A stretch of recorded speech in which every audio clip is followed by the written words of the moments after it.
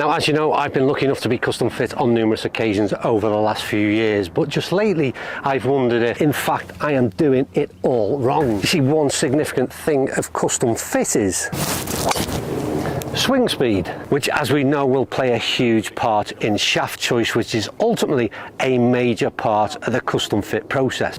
In fact, it's often referred to as the club's engine. And talking of engines, how do you gauge your car's performance? Is it based on when it's doing 100 mile an hour, or perhaps a more realistic 70 mile an hour? So here's my problem. Each time I get custom fit, I literally try and hit the ball at full tilt, which is perhaps not what I do when I get out on the fairway, much like I don't drive my car very often at 100 mile an hour. So in today's video, it is very, very simple. I'm going to get custom fit again, but this time I'm going to try and swing my club like I do out there on the fairways, and hopefully see a difference in the results in terms of my own performance, and perhaps what I end up with in terms of shaft choice. Yeah. Mr. Sullivan.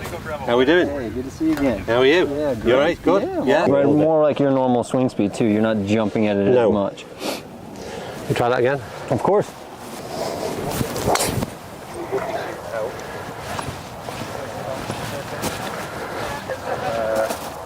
Good. There's probably 2 in a row. Straight balls. 45 feet. I like the ball flight. Right, so just before I arrived at the range, I've explained to my viewers what I'm looking to try and do in this year's custom fit, and that is basically, I feel as though there's two things really. I think I've maybe slowed a little in terms of my swing speed over the last year or so, maybe getting a little older. And the second thing is, and I think maybe a lot of people make the mistake, is that when you go to a custom fit, particularly with driver, I think everyone's sort of chasing a number, trying to impress the custom fit. Look, this is how far I can hit the ball. Yeah, absolutely. Swinging, the first thing they do is run over and look at their numbers, see how fast their swing speed was, or how far it went. Exactly. So I want to try and not do that, and replicate my sort of on-course swing, because like I said, I think, and it would always be an interesting video again really, is to see what your numbers are when you've got a wide open range, and then what your swing speed is stood on a tee box where you've got out of bounds and trees and all the rest of it, because it might be a bit different. Absolutely. So if you can bear that in mind and help me out in that respect in terms of the shaft, and see where we go. Absolutely. Based on what we did last year, we'll definitely try some things that'll incorporate to what you're talking about. Perfect. Yeah. What are we doing? Going driver, yeah? Yes, we're going to start on the AV blue. Okay. AV, so the AV is going to be very, very similar weight-wise to that Diamante we did last year. Okay. And then we'll go into a couple of those lighter ones and see what we get. Okay.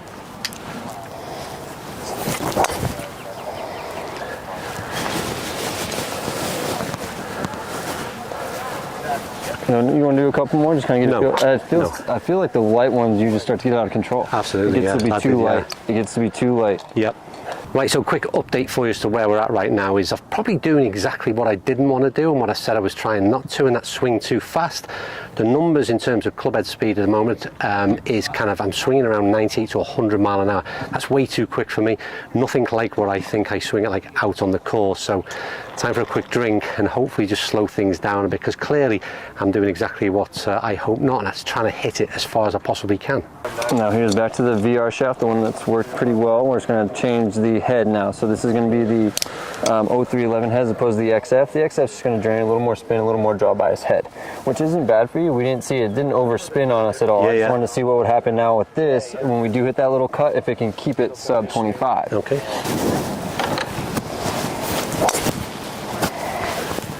Oh, good swing. It's better. Oh yeah, big bounce too. I mean, yes. Not a bad ball. Not a bad ball at all. I think that's like where you said about hitting down in it. I basically changed the kind of, yeah. Look what happens. Yeah. Very good. How'd it feel? That was much more like I made a conscious decision, or change rather, to hit it very much on the, and see, on the it's upswing. Right, more like your normal swing speed too. You're not jumping at it as much. You try that again? Of course. I'm going to tweak it just another time or two here as well.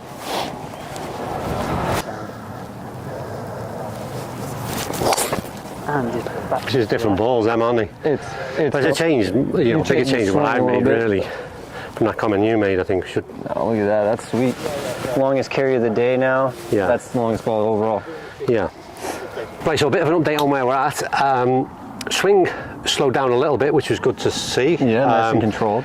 Swing tip from yourself as well, which has sort of changed. I tried to make a change in sort of the angle of attack, which I think changed things as well. But then where we were at in terms of, last year I was in sort of a Diamana stiff 60 gramish, was it? In the 60 room, yes.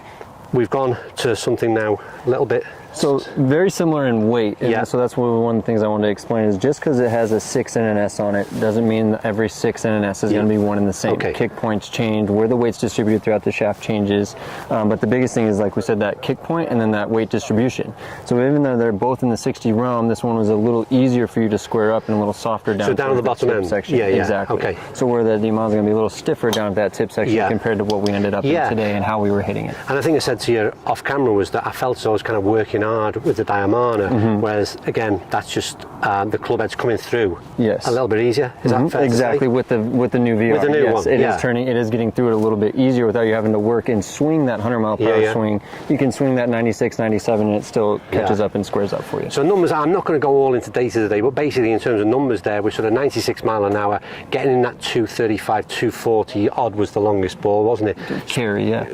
Carry, spin number, keeping in with that sort of 2,500 revs. So all again, my optimum numbers. But for me, the key is, like, I like to feel comfortable with the shaft as well in terms of the whole swinging. I'm not grafting at it, do you know what I mean? Yeah. And I think that was the big thing with the, what is the shaft that we've got in now? Because I'm not really... Graphite design VR. So the way you were loading it and unloading it is what you're explaining. It loaded and unloaded easier for you than the previous shaft that we got into last year. Right.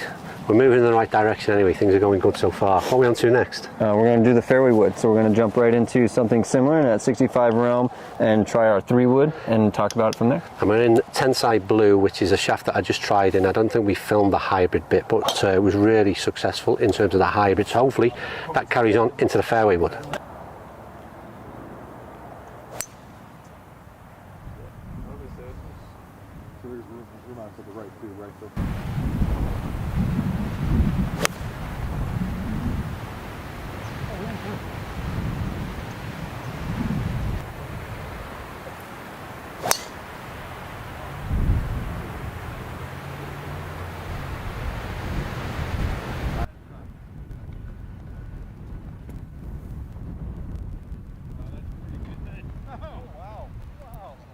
Right, okay, so my round of golf was finished with these 9 holes. I'm back with Mike, who was my custom fitter yesterday. And what was great really was to go out the following day with the guy who just fit you. And you can have a look at kind of where we ended up in terms of shaft-wise, in terms of the bag setup. And maybe first of all, what did you think in terms of what we've ended up with?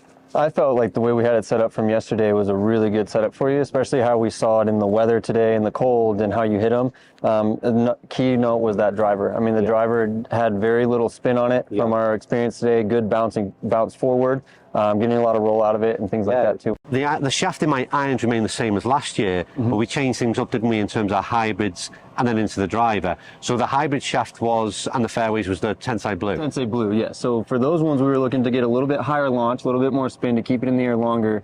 And number one was making sure the descent angle was nice and high, because those are the ones you're going to hit into a green. Yes. Where we did end up in the driver a little heavier than you were anticipating, but it all came down to the numbers and what worked the best and keeping that spin rate controlled and a little bit lower to get that bounce forward that we were talking about. But by the same token, whilst the weight was the same, again, Mike mentioned this yesterday, weight of shaft was the same. Kick point was a bit different. And I just think that just helped me a little bit. Didn't have to work too hard. So I think we got a nice balance between the whole setup. And then that bag setup for me, the first time I've ever done it, I've mentioned a lot on the channel about sort of quitting on the long irons and swapping out into hybrids. But for the first time for me personally, I stopped at a 6 iron, then I went to 5 hybrid, 4 hybrid, and then into 5 wood. And I've got to say, out on the course, we kind of covered all yardages.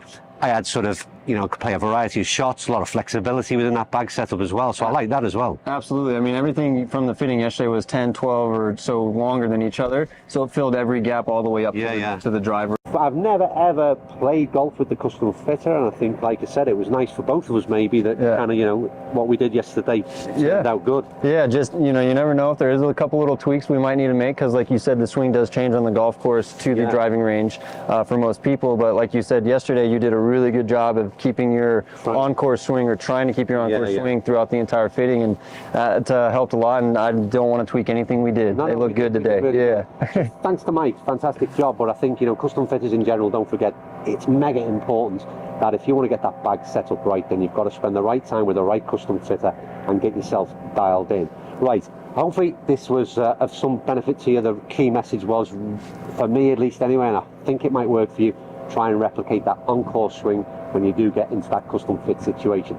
Any feedback, any comments, then please stick them down below and I'll do my best to get back to you as ever. Hit that like button if you've enjoyed today's video. And that's just pretty much done. Yes, I can't believe we've got bobble hats on it, Arizona. I've never worn one before, but it was pretty damn cold out here. We even saw a little flurry of snow this morning. We did. It's time to go in and get warm. Thanks for watching, and I'll see you all tomorrow night.